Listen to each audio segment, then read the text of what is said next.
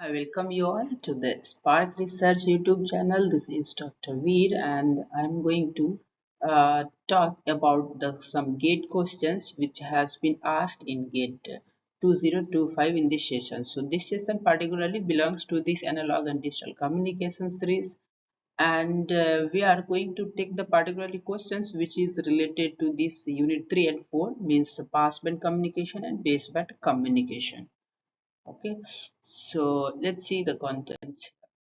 So here is the overview of your digital analog and digital communication in gates. So usually definitely questions are coming from all these portions, not only from the analog communication but also question will come from the digital communication and your information theory, also random process. So question are coming from uniformly throughout all these, right? At least two questions from your digital communication, two is from analog communication. So it will cover the more than 10 and maybe in the range of 10 to 20 marks, right?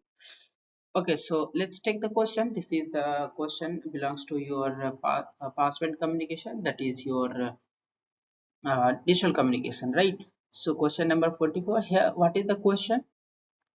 A 10-bit analog to digital converter ADC has a sampling frequency of 1 megahertz. So f of s is given. How much? F of s is 1 megahertz, right?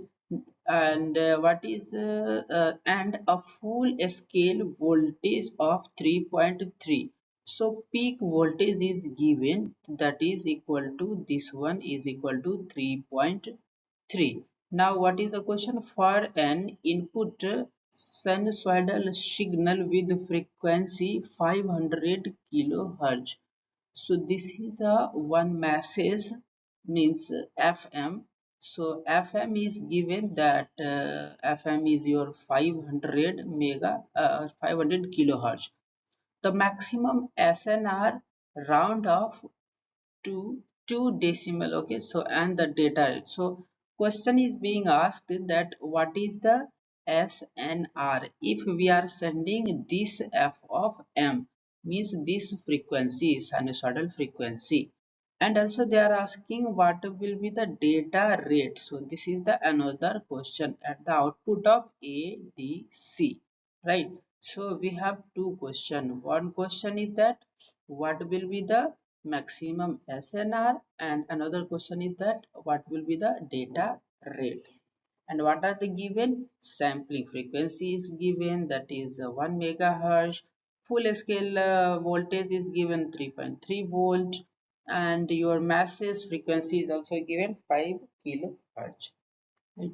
So as per your answer key, your answer should the first answer should be correct, means your option A, means your data rate, and sample your SNR should be 61.96 and data rate should be the 90. Okay, so how can we solve? Before going to solve this question, let me tell you, like, first of all, sampling frequency and masses frequency both are given. What does it mean? Frequencies, check here, the masses frequency is how much? 500 kilohertz, and sampling frequency is 1 megahertz. So just double to this masses frequency. Means what? Means this is the following the Nyquist criteria sampling frequency. If it is less than double, na twice of FM, means we cannot reconstruct. So this is satisfying the Nyquist criteria, right?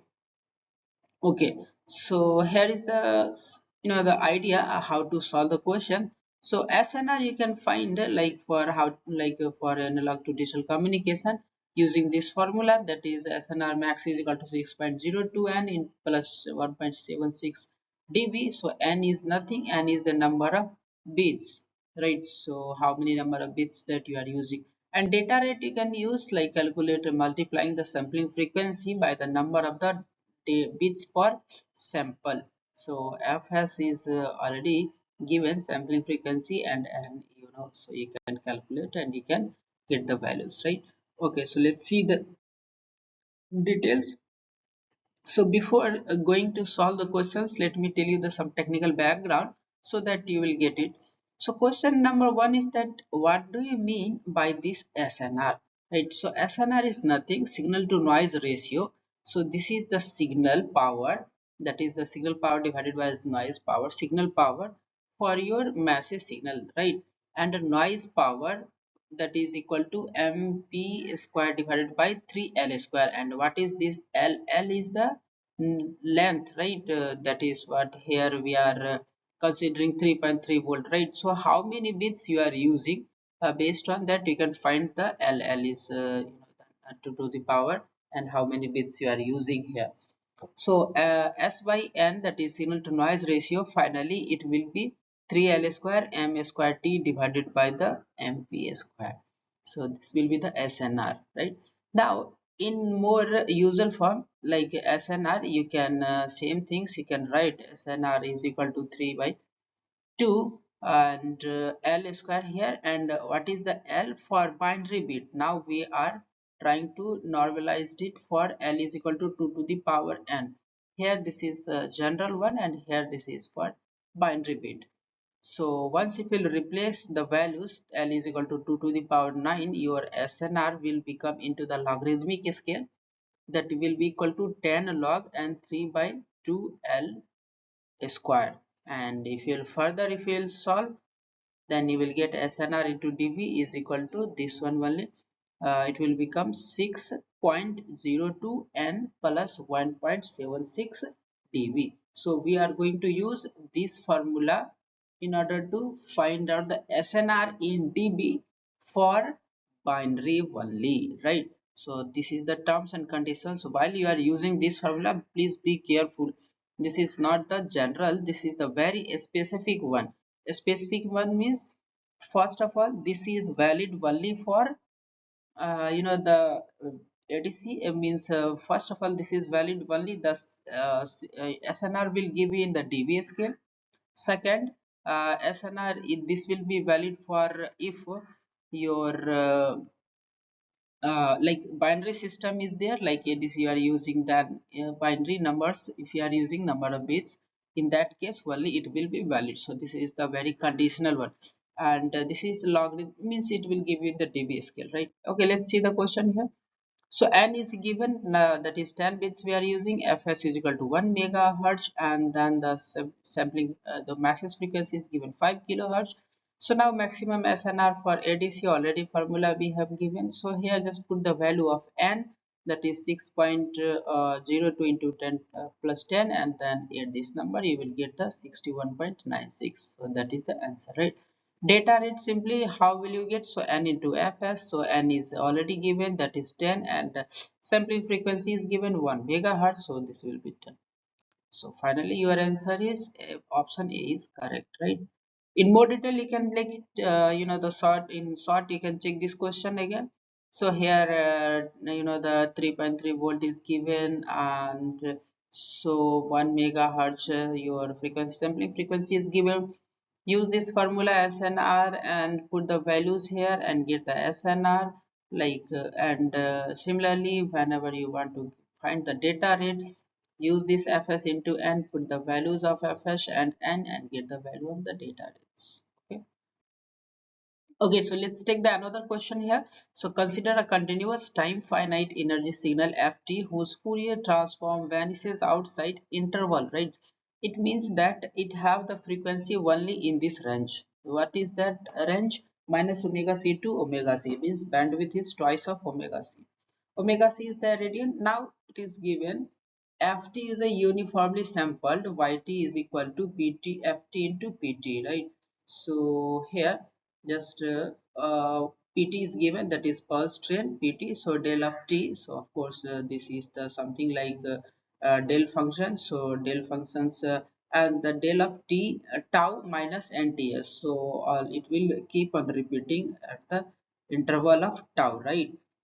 So del t is being the direct impulse, ts greater than 0 and t greater than 0. So sampling sampled signal yt, whatever the you are sampling this f of t with respect to this pulse train, that sampled the sampled output, that is the yt, that will pass through this low pass filter, right?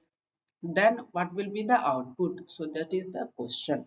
And in order to the past the frequency, what will be the the ft we can recover only if the ts is less than omega by pi c, means we have to find out the ts in order to recover the ft.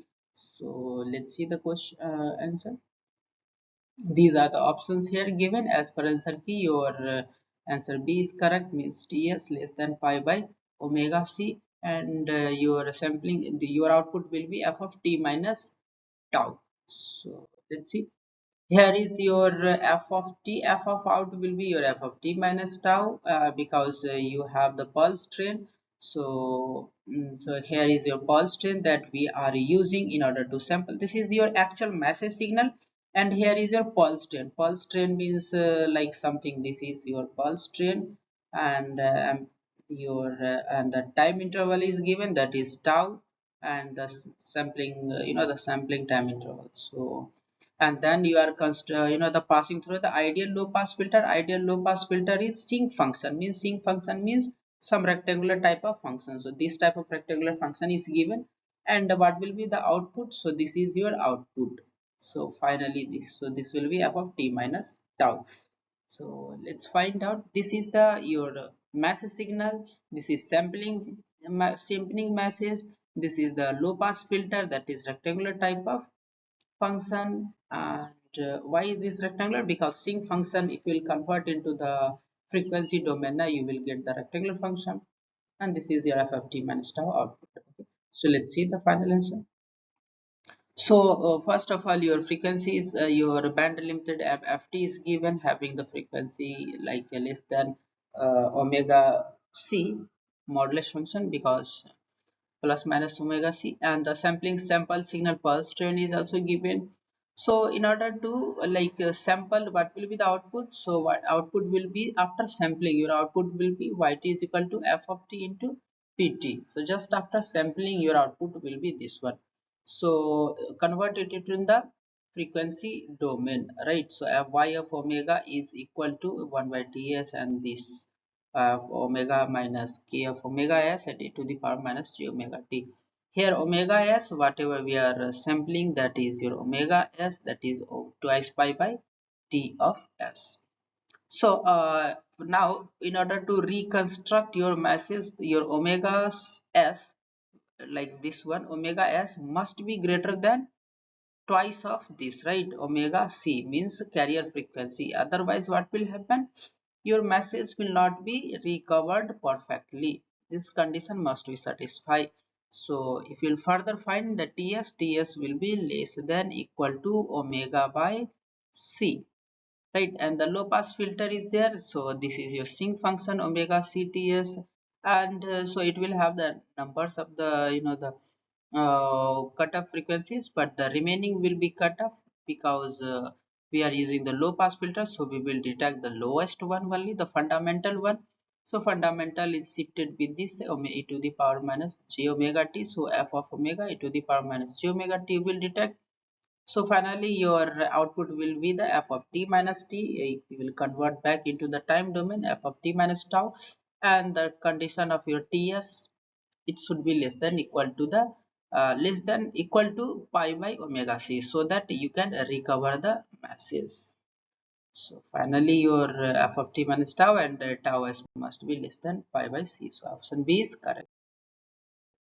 Okay, that's all in this session.